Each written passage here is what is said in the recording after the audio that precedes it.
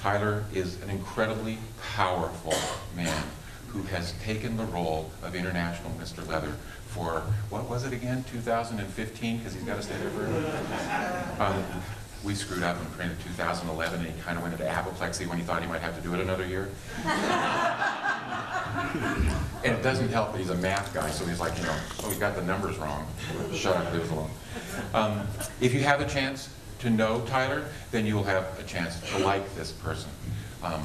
So let me introduce to you our keynote speaker for this afternoon, International Mr. Leather, Tyler McCormick.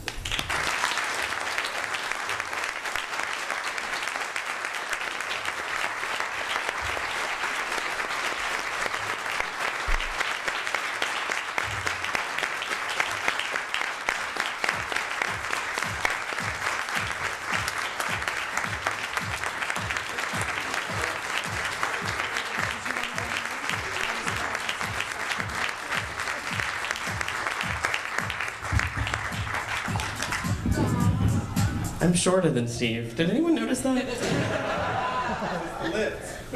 Right. Okay, so these are up here. So he said, I'm Tyler McCormick, and I'm IML 2010.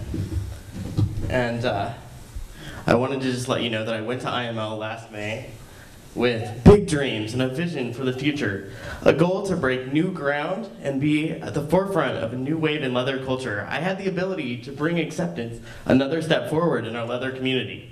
My goal was really simple. I wanted to be the first man to win IML that was wearing glasses when sashed.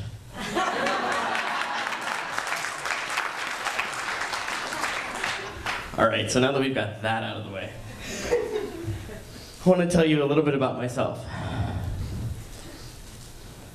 And then I'm going to talk about what leadership is to me, and a little bit about the relationship between integrity and leadership. If you have any questions, I do have a little bit of time at the end for questions.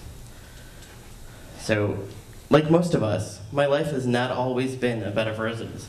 But like lucky few of us, I'm truly grateful to my biological family. Their take on having a kid with a disability can pretty much be summed up as, "That's nice, now go vacuum your room." What I learned from this was not to use my physical limitations as an excuse for anything. When I was about 10, I had a pretty major surgery, and I spent 2 months in a body cast. I learned really fast that being rude to the people caring for me would not get me what I wanted or needed, and that pissing off grandma is a bad idea. I've never been really good at following the rules, as we can tell. So I got out of the body cast, and they told me, well, I wouldn't try to do too much. You're going to have to start with parallel bars. So I went home and walked up and down the stairs 5 times just to prove I didn't need parallel bars. My doctor was a little less than happy with me at that point. And then shortly after I started college, I came out to my family and I got kicked out of the house. So a few months later, when I began speaking to them again, my parents sent the cops and the drug dog to where I was living illegally. And I got to explain to the 3 lovely officers and their drug dog that no, I wasn't doing drugs, which I think they gathered by the drug dog taking a nap.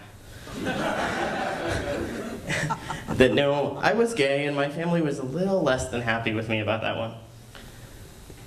So, the funniest part was that about a year later, I began speaking to my family again. And my parents were really upset. And it comes down to, they were really upset because my hair was blue when the cops came to see me. I had only been asking to dye my hair blue since I was 12. And they always said not while you're living under our roof.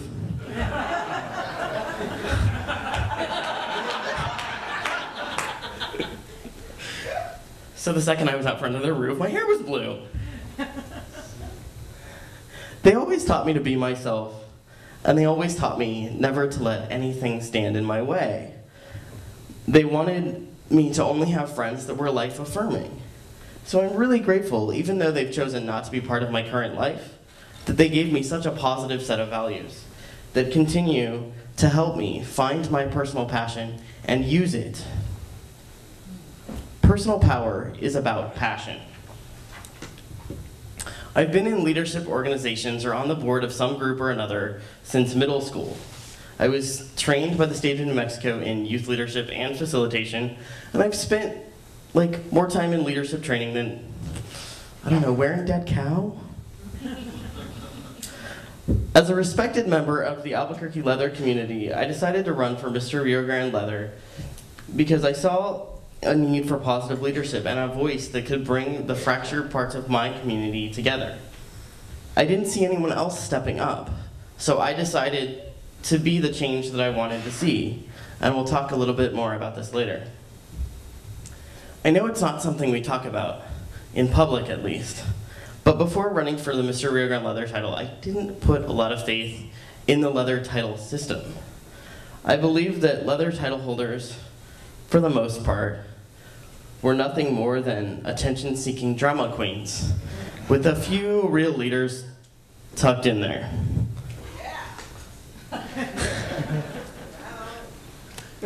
I can see now, as International Mr. Leather, that leather titles develop community leaders and provide a rallying point for communities big and small.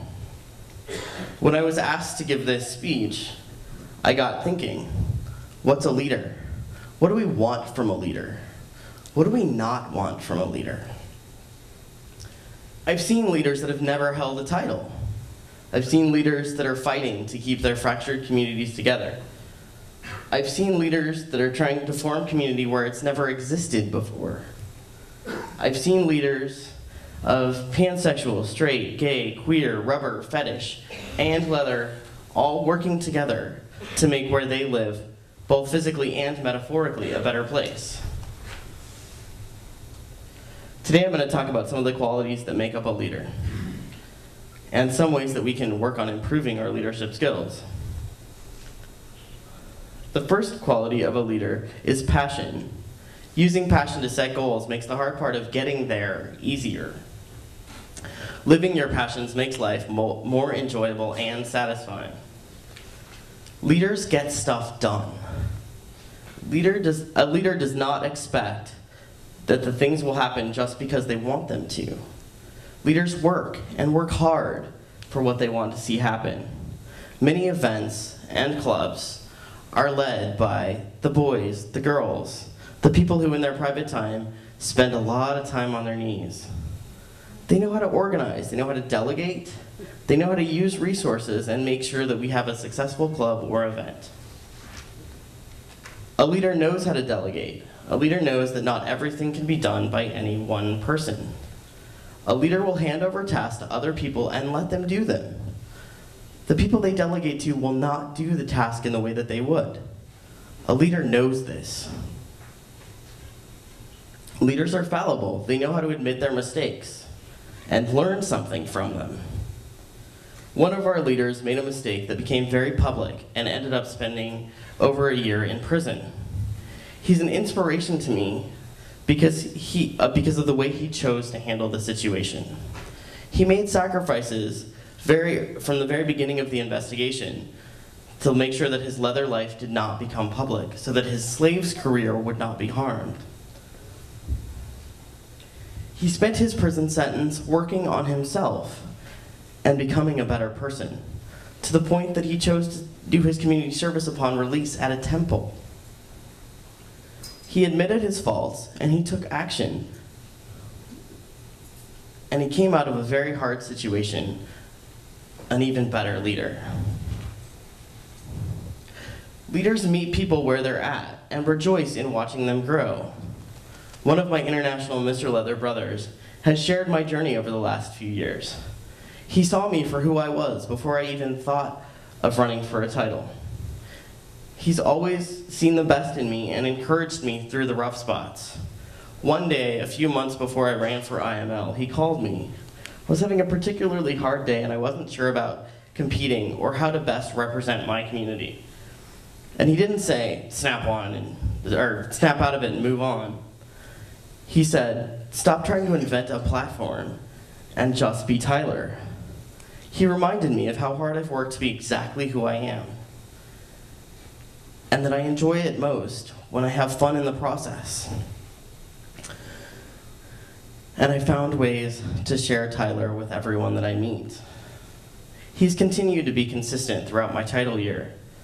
He celebrates in my growth and calls me on my shit. He's never expected me to be anything other than who I am.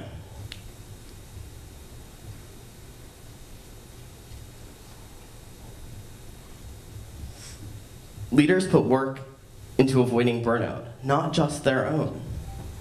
Leaders want the people they delegate tasks to not burn out. People burn out when they don't see their work making a difference. A couple of elder leather dykes that I know built an event in Albuquerque. They felt the need to pass on their leather knowledge. They saw a need for education in our community and realized that if they were going to see what they wanted to see, that they needed to do something about it themselves. They wanted intense conversation, sharing intellect, and connection beyond hot play. The people who showed up to their event were leaders in several communities who were excited to come to an event they didn't have to organize.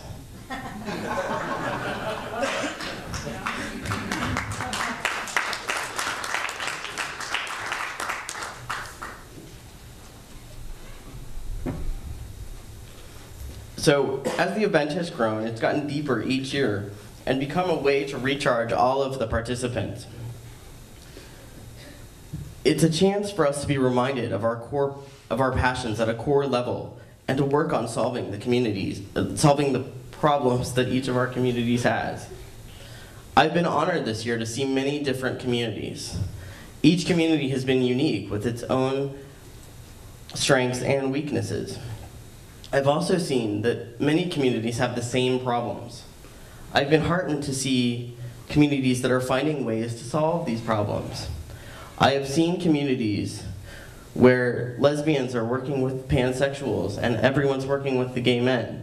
And they're working with the kinksters and fetishists, all together at the same goal. The interesting thing to me is that each community thinks they're the only ones doing this. To those communities, I say keep up the good work. To the communities and to the leaders that haven't figured out, sorry, I lost my place.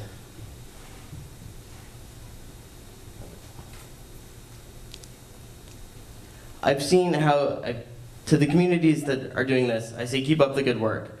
I've seen how this collaboration has made communities stronger in Tulsa, in Berlin, in Ottawa, just to name a few. To the leaders who have not yet figured out how to work together yet, keep trying to build those bridges. Keep trying to understand the groups that you don't. Keep the avenues of communication open and be open to the possibilities. Not all change is bad. William M. Chase says, diversity, generally understood and embraced, is not the casual liberal tolerance of anything and everything not yourself. It's not polite accommodation. Diversity is, in action, the sometimes painful awareness that other people, other races, other voices, other habits of mind have as much integrity of being, as much claim on the world as you do. And I urge you, amid all the differences present to the eye and mind, to reach out and create that bond that will protect us all. We are all meant to be here together.